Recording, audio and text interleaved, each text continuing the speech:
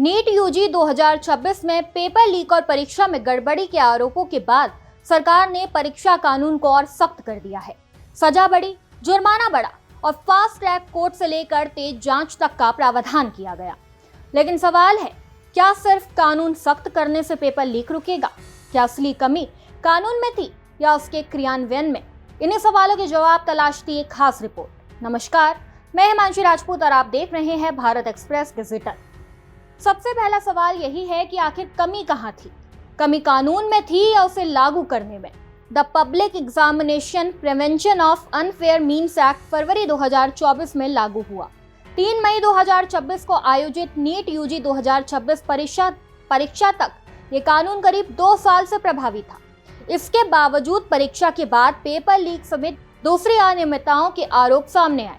केंद्र सरकार ने मामले की जांच सीबीआई को सौंपी, परीक्षा रद्द करनी पड़ी और 21 जून 2026 को दोबारा परीक्षा आयोजित की गई। इसके बाद संसद ने कानून में संशोधन किया। 31 जुलाई को राष्ट्रपति की मंजूरी मिली और संशोधित कानून 1 अगस्त 2026 से लागू हो गया।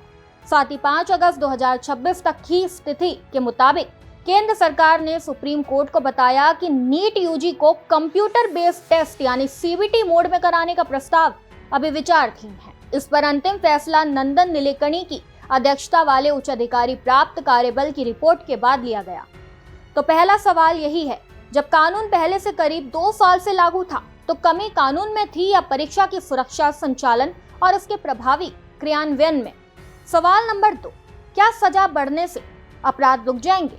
संशोधित कानून में सजा और जुर्माना दोनों बढ़ा दिए गए हैं, लेकिन सवाल अभी भी वही है, क्या सिर्फ सजा बढ़ा देने से भविष्य में ऐसी घटनाएं रुक जाएंगी?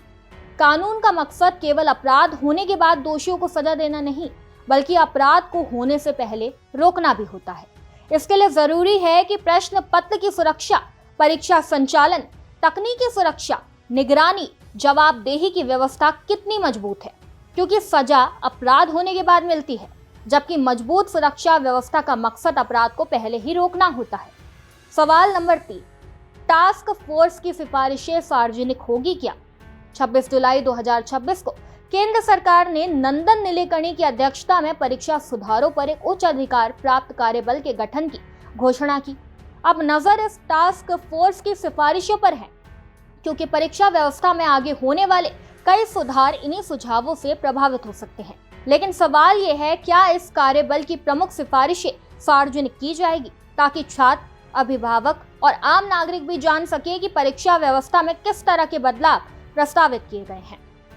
सवाल नंबर 4, सेवा प्रदाता कंपनियों पर कड़ा जुर्माना, लेकिन गड़बड़ी पहले कैसे रोकेगी? संशोधित कानून में परीक्षा में गड़बड़ी के लिए जिम्मेदार सेवा प्रदाता संस्थानों पर जुर्माना और प्रतिबंध की अवधि बढ़ा दी गई है। लेकिन सवाल इससे भी बड़ा है, जिन निजी कंपनियों को परीक्षा से जुड़े संवेदनशील काम सौंपे जाते हैं, उनकी विश्वसनीयता और सुरक्षा व्यवस्था की जांच कितनी मजबूत है?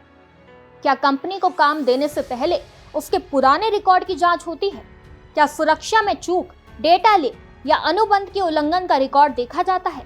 और काम मिलने के बाद उसकी सुरक्षा व्यवस्था की नियमित समीक्षा होती है या नहीं? कड़ा जुर्माना जरूरी है, लेकिन सही कंपनी का चयन और उसकी प्रभावी निगरानी ही गड़बड़ी को पहले रोक सकती है। फिर आता है सवाल नंबर 5, क्या हर मामले की जांच 2 महीने में पूरी होगी? संशोधित कानून कहता है कि ऐसे मामलों की जांच 2 महीनों में पूरी होगी, लेकिन पेपर लीक जैसे मामलों में कई राज्यों में जांच करनी पड़ सकती है। डिजिटल सबूत जुटाने पड़ते हैं, बैंक रिकॉर्ड खंगालने पड़ते हैं, कई एजेंसियों के बीच तालमेल भी जरूरी होता है।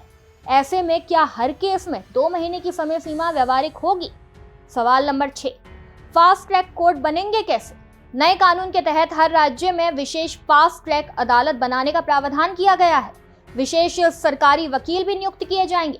लेकिन सवाल है, क्या राज्यों को इसके लिए नई व्यवस्था बनानी होगी या मौजूदा न्यायिक ढांचे के अंदर ही ये काम होगा? क्योंकि कानून तभी असर दिखाएगा जब उसकी व्यवस्था भी मजबूत होगी। सवाल नंबर 7, केंद्र और राज्यों के बीच तालमेल कैसे होगा? ये कानून केंद्र का है, लेकिन इसे लागू करने की जिम्मेदारी राज्यों की भी है। फास्ट ट्रैक कोर्ट बनाना हो, विशेष वकील नियुक्त करना हो या स्थानीय स्तर पर जांच करनी हो, इन सब के लिए केंद्र और राज्यों के बीच बेहतर तालमेल जरूरी होगा। सवाल नंबर 8, क्या अपील की समय सीमा सभी के लिए आसान होगी? नए कानून के मुताबिक फैसला आने के बाद 30 दिन के अंदर अपील करनी होगी। विशेष परिस्थितियों में हाई कोर्ट 90 दिन तक की देरी स्वीकार कर सकता है, लेकिन दूर दराज के इलाकों में रहने वाले या सीमित संसाधनों वाले लोगों के लिए क्या ये समय पर्याप्त होगा, ये एक अहम सवाल है। फिर आता है सवाल नंबर 9, परीक्षा सुधारों के बीच शिक्षा मंत्रालय को पूर्णकालिक नेतृत्व कब मिलेगा? 26 जुलाई 2026 से शिक्षा मंत्रालय का अतिरिक्त प्रभार केंद्रीय मंत्री प्रहलाद जोशी के पास है। वही वह पहले से अन्य मंत्रालयों की जिम्मेदारी भी संभाल रहे हैं। दूसरी तरफ इसी समय सार्वजनिक परीक्षा व्यवस्था से जुड़े कानून में संशोधन लागू हुआ है और परीक्षा सुधारों पर कई महत्वपूर्ण फैसले लिए जाने हैं। ऐसे में सवाल है, जब परीक्षा व्यवस्था में इतने बड़े सुधार हो रहे हैं, तब शिक्षा मंत्रालय को पूर्णकालिक नेतृत्व कब मिलेगा? क्योंकि परीक्षा सुधार सिर्फ कानून बनाने तक सीमित नहीं होते, इनके प्रभावी क्रियान्वयन के लिए लगातार प्रशासनिक फैसले और समन्वय भी जरूरी होते हैं। सवाल नंबर 10, इन सभी सुधारों की असली कसौटी क्या होगी? कानून में बदलाव, नई प्रशासनिक व्यवस्था और परीक्षा सुधारों से जुड़े कदम महत्वपूर्ण हैं, लेकिन इनका असली असर तभी दिखाई देगा जब आने वाली राष्ट्रीय स्तर की परीक्षाएं सुरक्षित, निष्पक्ष, पारदर्शी और व्यवस्थित तरीके से आयोजित हो। तभी छात्रों, अभिभावकों और समाज का परीक्षा व्यवस्था पर भरोसा मजबूत हो पाएगा।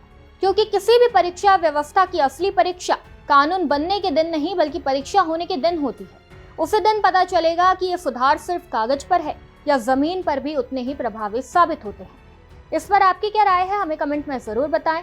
खबर में बस इतना ही। ऐसे ही तमाम खबरों को जानने के लिए देखते रहिए भारत एक्सप्रेस डिजिटल।